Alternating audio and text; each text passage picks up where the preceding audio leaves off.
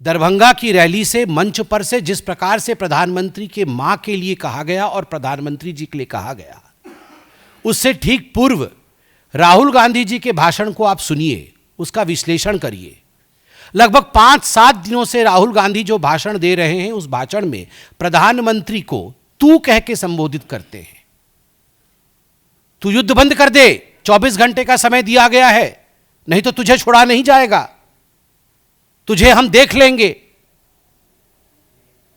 राहुल गांधी माननीय प्रधानमंत्री 140 करोड़ जनता के प्रधानमंत्री है।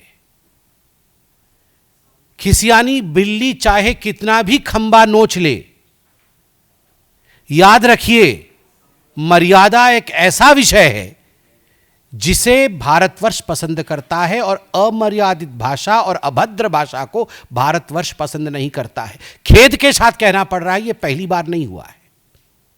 इस बार सदन के सत्र में मैं भी वहां मौजूद था, दुख हो रहा था। पूरे सत्र में जिस प्रकार की भाषा का प्रयोग, जिस प्रकार का स्लोगनियरिंग किया गया, वेल में खड़े होकर कांग्रेस पार्टी ने चोर चोर चोर चोर जिस प्रकार से हल्ला मचाया है और जैसी भाषा का प्रयोग किया है, खुद स्पीकर साहब ने भाषा के मर्यादा के तार तार होने का हवाला दिया था अंतिम दिन में लोकसभा में साइनाडाई होते समय। और यह पहली बार नहीं है जब आदरणीय प्रधानमंत्री नरेंद्र मोदी जी के लिए इस प्रकार के भाषा का प्रयोग किया गया है। 2012-13 से ही और उससे पहले से, जब से उनमें एक पोटेंशियल नेता दिखा है कांग्रेस पार्टी को, एक संभावित नेता दिखा है कांग्रेस पार्टी को, तब से कांग्रेस पार्टी उनके ऊपर इस प्रकार के भाषा का प्रयोग कर रही है। मौत के सौदागर, नाली का कीड़ा, नीच आदमी, कॉकरोच, वायरस, भस्मासुर, रावण, दुर्योधन, ये सारे भाषाओं का प्रयोग, ये सारी गालियों का प्रयोग माननीय प्रधानमंत्री नरेंद्र मोदी जी के लिए हुआ है। सोचिए किस देश में, हमें कहती है कांग्रेस पार्टी कि ये तो हिटलर शाही है, ये तो डिक्टेटर है। किस देश में, पूरे विश्व के किस देश में, जो लोकतांत्रिक देश है, किस देश में उनके राष्ट्राध्यक्ष के लिए इस प्रकार की भाषा का प्रयोग किया जाता है? नीच, नाली का कीड़ा, कॉकरोच, वायरस, मौत का सौदागर, किस देश में होता है?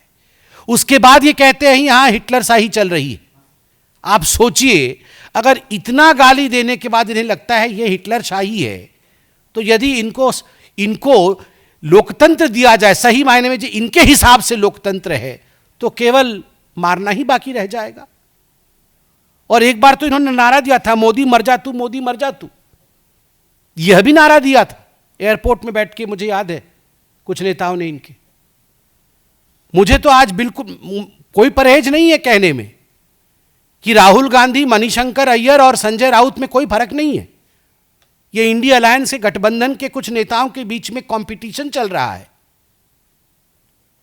राहुल गांधी संजय राउत बन सकते हैं या नहीं, वो उस प्रतिस्पर्धा में है। And Rahul Gandhi himself is the new Manishankar Iyer of the Congress party. Congress party के मणिशंकर अय्यर के युग समाप्ति के पश्चात कोई मणिशंकर अय्यर की आवश्यकता थी, उस रिक्त स्थान को भरने का काम खुद राहुल गांधी ने कर दिया है। और आज जो गाली की राजनीति है वो केवल प्रधानमंत्री तक सीमित हो, ऐसा नहीं है। हमारे सभी संवैधानिक संस्थाओं का, मैं एक बहुत larger, I am talking in a larger picture, a larger sense. Just look into the situation in the country today. In a democratic country like India, no constitutional authority has been spared by the so-called opposition of this country. You have dragged the Supreme Court to the streets, where you have alleged the judges of the Supreme Court. You have brought the issues of Supreme Court to the streets and you are debating them. You are showing biasness in the judgment of Supreme Court. This is literally nothing but an assault on the Supreme Court. In the yesteryears, you have called the army chief सड़क का गुंडा. कुछ वर्षों पहले आपने army chief को सड़क का गुंडा कहा था। Every day the election commission has to pass one kind of Agni Pariksha because there is some kind of unfounded allegation which does not find any place in the place where it should be placed.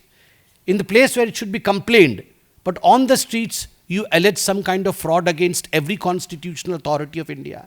Election commission को भी आप चोर कहते हैं, प्रधानमंत्री को चोर कहना, इलेक्शन कमीशन को चोर कहना, सुप्रीम कोर्ट के खिलाफ कहना, ईवीएम को चोर कहना, सीबीआई, ईडी इत्यादि जितने संस्थाएं हैं सबको चोर कहना, सब चोर हैं और जो बेल पे बाहर है वही ठीक है, बाकी सब खराब है.